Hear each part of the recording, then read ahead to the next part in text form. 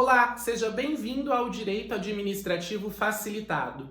Eu sou o professor Marcos e o tema da aula de hoje é regime jurídico dos agentes públicos.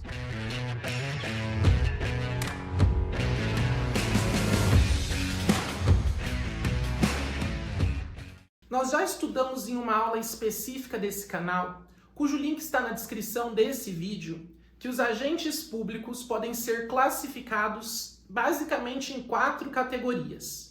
Isso porque nós temos os agentes políticos, os militares, os particulares em colaboração com o poder público e os servidores públicos em sentido amplo. Essa última expressão, servidores públicos em sentido amplo, é utilizada para designar o conjunto de pessoas físicas, pessoas naturais, que desempenham funções junto ao Estado por meio de um vínculo regular e profissional. Portanto, é uma expressão que abrange os servidores públicos em sentido estrito, os empregados públicos e os contratados temporários. A diferença entre esses 3 tipos de agentes públicos está basicamente no regime jurídico a que eles estão submetidos, ou seja, de onde nós podemos extrair seus direitos e obrigações.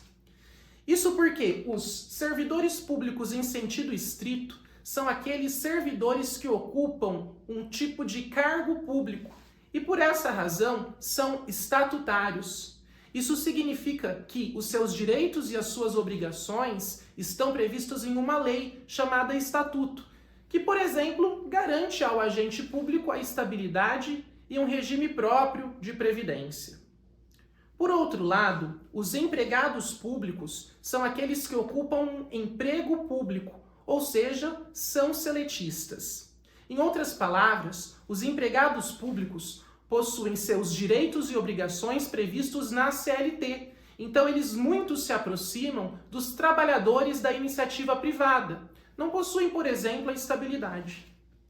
Por fim, os contratados temporários são aqueles indivíduos que não ocupam nem cargo público, nem emprego público.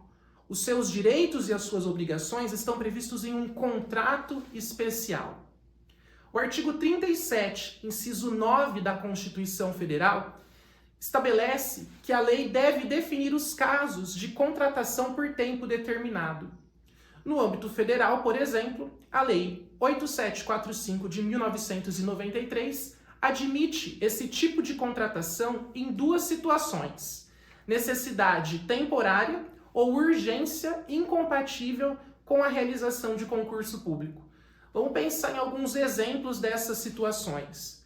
A necessidade temporária pode se dar, por exemplo, nas contratações realizadas pelo IBGE no final do ano para a realização do censo, ou mesmo aquelas contratações realizadas pela Justiça Eleitoral durante as eleições. Por outro lado, quando nós pensamos em necessidade urgente, incompatível com a realização de concurso público, podemos nos lembrar da época da pandemia, em que houve a urgência na contratação de agentes de saúde para atuarem na linha de frente no combate à pandemia do coronavírus. Com isso, é fácil perceber que nós usamos a expressão regime jurídico para nos referirmos aos direitos e obrigações a que está submetido um determinado servidor, empregado público ou contratado temporário. Antes da Constituição de 1988, havia a convivência de regimes jurídicos distintos, ou seja, dentro de uma mesma pessoa jurídica, era possível ter servidores públicos, regidos, portanto, por um estatuto, e empregados públicos, regidos por CLT. Isso gerava grandes distorções, mas principalmente diferenças de tratamento entre agentes públicos que trabalhavam, por exemplo, no mesmo setor, em uma mesma unidade administrativa. Enquanto alguns possuíam direito à estabilidade, outros não possuíam. Para colocar fim nessa situação, a Constituição Federal, em 1988, instituiu, por meio do seu artigo 39, um regime jurídico único. Ou seja, a necessidade de se observar o mesmo regime jurídico para a administração pública direta, suas autarquias e fundações. Prevaleceu o entendimento de que o regime jurídico único significa que cada gestor público pode fazer a escolha de um regime jurídico para os seus funcionários. A União escolhe o seu regime jurídico, cada Estado-membro escolhe o seu próprio regime jurídico e também cada município e o Distrito Federal escolhe o seu regime jurídico. Percebam que apesar de instituir um regime jurídico único, a Constituição não trouxe a previsão de qual seria esse regime jurídico. Isso gerou debates na doutrina. Então, cada ente federado pôde optar entre o regime estatutário ou o regime seletista. Uma vez feita a escolha entre o regime estatutário ou o seletista, esse regime deve ser o mesmo para a administração direta, autarquias e fundações de direito público. Na esfera federal, por exemplo, a Lei 8.112 de 1990 estabeleceu um regime estatutário.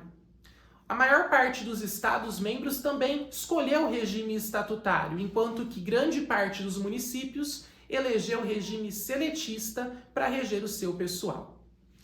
Acontece que em 1998, com a Emenda Constitucional número 19 de 98, uma verdadeira reforma administrativa, colocou-se fim ao regime jurídico único. Voltou então a ser possível que um ente da federação pudesse contratar novamente servidores públicos regidos por um estatuto e empregados públicos regidos por CLT dentro de uma mesma unidade administrativa. Ou seja, voltou novamente àquela situação que era observada antes da Constituição de 1988, onde não existia um único regime jurídico. Então, dentro de cada pessoa jurídica passou novamente a ser possível observar servidores públicos regidos por um estatuto e empregados públicos regidos pela CLT.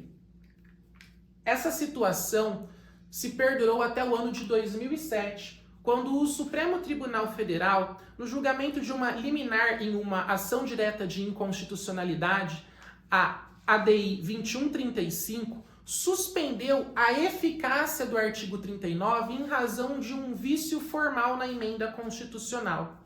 Quando o Supremo Tribunal Federal suspende a eficácia dessa modificação, por consequência, ele reestabelece um regime jurídico único que havia sido instituído pela Constituição em 1988.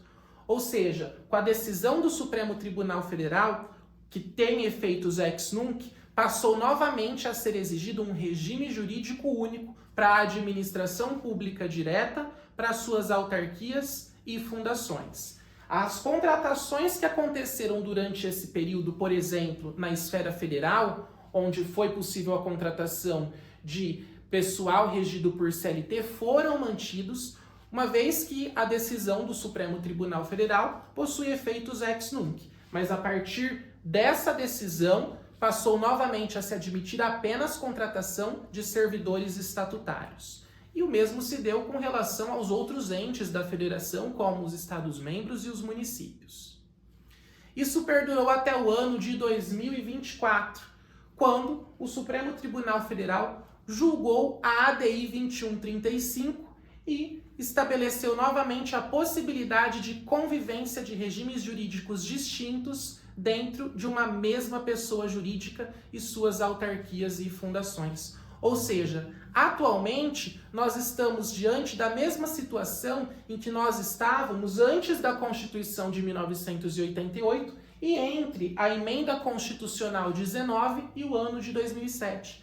É possível, então, que hoje, na União, sejam contratados servidores públicos regidos por um estatuto e, em outras situações, que sejam contratados empregados públicos regidos pela CLT. Essa discussão do regime jurídico ela é válida apenas para as autarquias e para as fundações de direito público.